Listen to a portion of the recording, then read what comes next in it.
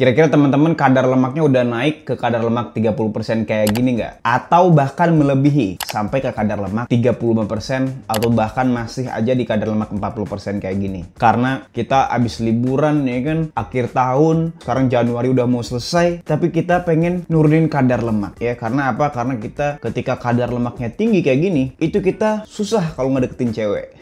Nggak ada yang mau sama kita. Bawaannya pengen apa? Pengen kabur semua aja ya. Karena ya kita nggak menarik. Terus yang kedua, gula darah kita tuh tinggi. Bahkan kita udah punya yang namanya keadaan prediabetes atau bahkan diabetes. Karena kita apa? Kebanyakan makan makanan yang nggak ada nutrisinya, yang cuman isinya apa? Energi doang. Yang ujung-ujungnya nanti akan disimpan di tubuh kita sebagai lemak atau malah jadi bahan bakar apa? Bahan bakar kanker. Terutama kalau kita misalnya kebanyakan makan gula ataupun karbohidrat. Perut juga jadi buncit, jadi nggak nyaman. Nah, kali ini gue bakalan sharing satu habit yang selalu gue terapin setiap harinya yang berhasil membuat kadar lemak gue itu turun. Yang awalnya 30% gini, perutnya buncit, mukanya juga tembem, berjerawat bahkan ya, itu turun jadi kadar lemak 15% sehingga kita jadi jauh lebih sehat dan kita jadi jauh lebih produktif. Nah, apa sih kebiasaannya yang gue selalu terapin? Di video kali ini gue bakalan bahas juga beserta studi terbarunya bahwa kalau kita melakukan kebiasaan ini, kita bakalan akan jauh lebih cepat untuk menurunkan kadar lemak. Bukan cuma menurunkan kadar lemak, kita bakalan membantu tubuh kita supaya pada saat kita itu turunin kadar lemak, kita nggak jadi cungkring, badan kita jadinya berisi. Dan kita berisi apa? Berisi otot. Bukan stop dari karbohidrat ataupun bukan stop dari gula kebiasaannya, tapi gue punya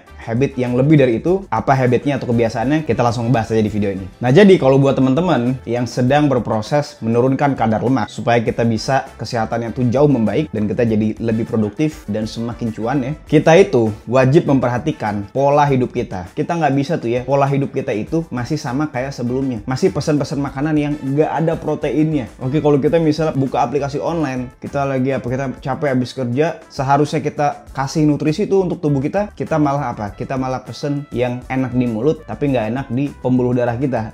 Yang ada tersumbat tuh pembuluh darah ya, kena stroke, kita kena serangan jantung. Gini ya, buat teman-teman yang masih muda, yang umurnya masih 20-an, itu tuh udah sering banget terjadi di zaman modern sekarang. Kita itu kena serangan jantung. Oke, karena kebiasaan makanannya tuh tidak ada proteinnya sama sekali. Jadi habit yang paling pertama yang wajib kita terapkan sehari-hari yang berhasil mengubah tubuh gua itu adalah kita wajib untuk mengkonsumsi protein hewani beserta lemaknya ya. Tapi di sini kita konsumsinya protein hewani sampai kenyang di setiap makanan kita sehari-harinya. Oke, jadi kita tanpa menghitung kalori pun, kalau kita udah makan protein hewani doang di piring nih ya, sama lemak hewaninya untuk energi dan juga garam untuk elektrolit supaya kita nggak lemes, itu akan membantu kita otomatis mencapai ke kadar lemak ideal kita, yaitu 15% kayak gini. Oke, dan ingat ya teman-teman ya, kita itu semuanya punya six pack abs, cuman ketutupan lemak aja. Oke, jadi kalau kita makannya tuh kayak tadi ya, yang tinggi protein dan kita mencapai di keadaan kalori defisit, kita bakalan mencapai di kadar lemak 15% kayak gini. Jadi kebiasaannya itu adalah kita wajib untuk mengkonsumsi makanan yang tinggi protein hewani. Nah, kenapa bang kita wajib makan protein hewani? Karena gini ya, teman-teman harus sadar, kalau kita mau bikin badan yang bagus itu apa? Badan yang sehat, kita itu ibaratnya make badan kita ini ya, sehari-harinya tuh happy. Kemana-mana gampang, maksudnya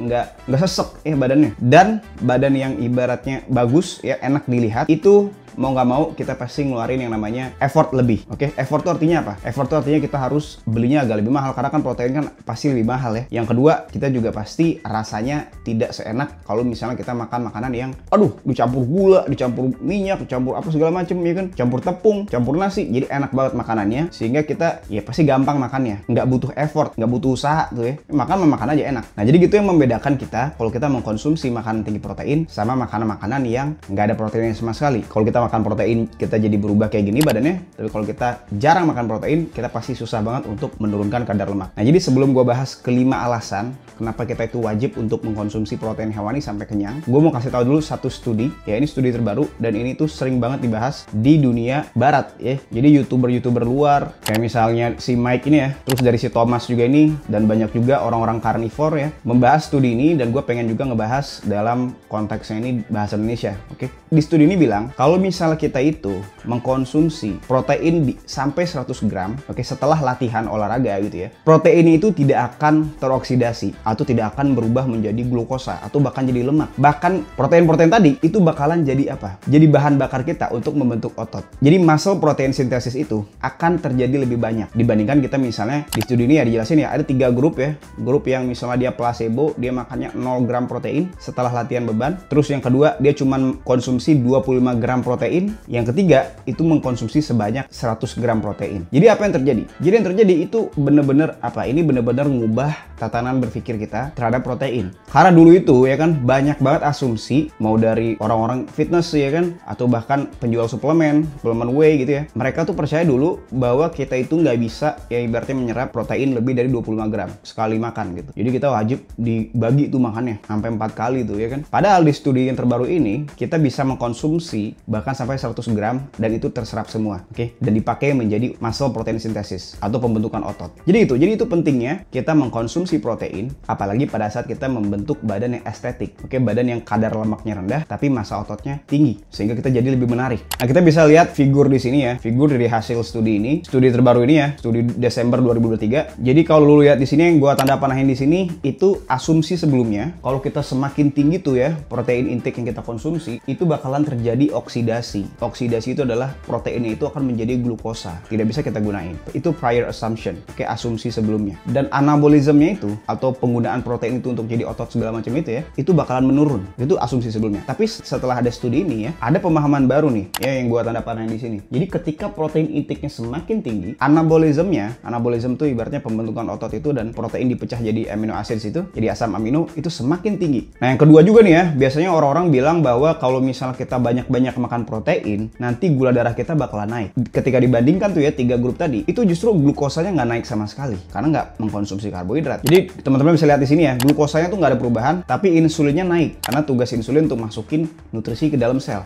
Nah, jadi ini bagus banget berita ini ya untuk teman-teman yang sedang menjalankan intermittent fasting ataupun one meal a day. Karena kan biasanya orang-orang tuh sering banget ya nyindir-nyindir. Apalagi orang-orang yang nggak pernah belajar tentang diet carnivore atau intermittent fasting. Biasanya mereka nyindir bahwa lu gimana mau bentuk otot kalau lu cuma makannya 2 kali sehari. Ya kan? Karena katanya protein itu nggak bisa diserap kalau melebihi dari 25 gram per sekali makan. Tapi buktinya di studi ini ya, ini beda. Kita walaupun makan sekali doang, tapi kalau proteinnya tercukupi, protein hariannya, kita bakalan tetap bisa membentuk otot. Jadi gitu tuh. Ini adalah kabar penting banget buat teman-teman yang sedang menjalankan puasa. Tujuannya untuk bantuin kadar lemak juga ya, body recomposition, dan juga kadar lemaknya lebih rendah ya sehingga kita jadi lebih sehat. Nah, jadi gitu ya. Jadi kesimpulannya, kalau kita setelah latihan beban, oke, jangan takut untuk mengkonsumsi protein yang banyak karena itu akan membantu progres kenaikan massa otot kita dan juga progres penurunan kadar lemak. Nah, sekarang kita bakalan bahas gimana sih Bang kita kalau makan protein banyak-banyak itu malah turun kadar lemaknya. Nah, jadi alasan yang paling pertama, kalau kita mengkonsumsi protein hewani sampai kenyang, ingat ya, catatannya adalah protein hewani. Kenapa catatannya protein hewani? Karena protein hewani itu, hewaninya itu ya, hewani tersendiri. Kalau kita mengkonsumsi hewani itu, contohnya misal mengkonsumsi sapi contohnya. Di sapi itu, rasio energi dan nutrisinya itu 1:1. Artinya apa Bang? Artinya proteinnya itu 1, tapi lemaknya juga 1. Tapi kalau kita misalnya mengkonsumsi protein dari nabati, contohnya misalnya tempe, dia rasio energi dan proteinnya itu 1:4. Ya, jadi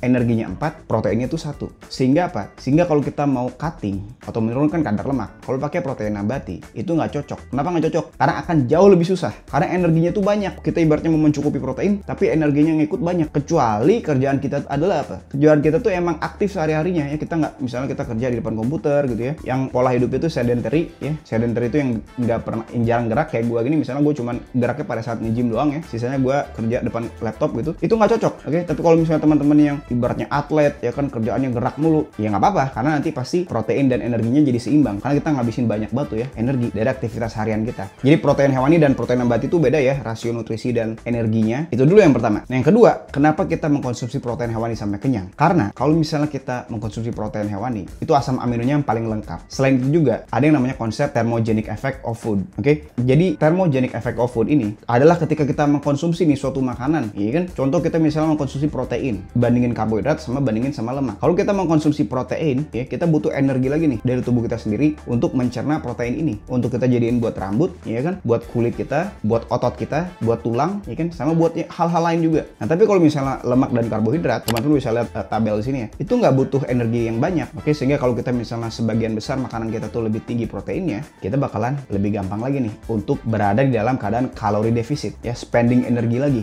bukan cuman untuk aktivitas harian, tapi untuk mencerna protein itu juga. Itu alasan yang kedua. Nah, alasan yang ketiga, otomatis kita bakalan jadi jauh lebih kenyang karena kita memberikan nutrisi ke tubuh kita. Jadi tubuh kita nggak usah tuh ngasih sinyal hormon ghrelin lagi, ya kan, karena kita udah selalu mencukupi nutrisinya. Ya udah, badan kita mah damai-damai aja. Kalau badannya butuh protein, ya kita udah kasih. Tapi kalau misalnya kita makanan itu masih kurang proteinnya, pasti kita gampang banget lapar. Kita udah gampang lapar, apalagi nih misalnya tinggal buka HP, ya kan, buka HP pesen aja tuh yang enak bagi kita, ya, enaknya sementara. Tapi badannya masih gitu-gitu aja, ya kan. Padahal kita udah punya resolusi, ya kan, tapi nggak jalan-jalan, nggak berubah-berubah. Tapi kalau teman-teman terapin ini seminggu aja, udah langsung ada perubahan. Nah, yang keempat nih ya, kalau misalnya kita mengkonsumsi protein hewani, keuntungannya adalah kita juga bakalan mencukupi mikronutrisi dan juga mineral juga. Apalagi kalau kita mengkonsumsinya itu hewaninya itu lengkap, oke? Contohnya misalnya bukan dada ayam doang, ya, kita hewaninya itu lengkap, protein berserta lemaknya. Karena lemak itu penting banget nih ya, penting banget untuk apa? Bukan cuma produksi hormon laki-laki kita, hormon testosteron, tapi juga membantu untuk penyerapan vitamin-vitamin fat soluble vitamins, contohnya vitamin A, ya, dan vitamin-vitamin lain. Jadi itu pentingnya kita mengkonsumsinya tuh ada lemak hewaninya juga, karena lemak itu membantu penyerapan tadi ya vitamin-vitamin. Kalau kita makan dada ayam doang, ya itu kita bakalan lemes. Nomor 5 nih, ini tuh penting banget. Karena apa? Karena kaitannya sama fat mobilization kita. Artinya apa, Bang? Artinya kita bakalan lebih mudah untuk merilis lemak di tubuh kita sendiri sebagai energi. Karena kalau kita udah mengutamakan protein sebagai sumber makanan kita, ya, protein hewani, ya, 80% atau bahkan 90% gitu ya, sisanya kita dari lemak hewaninya itu untuk energi, kita bakalan bisa membuat tubuh kita itu merilis lemak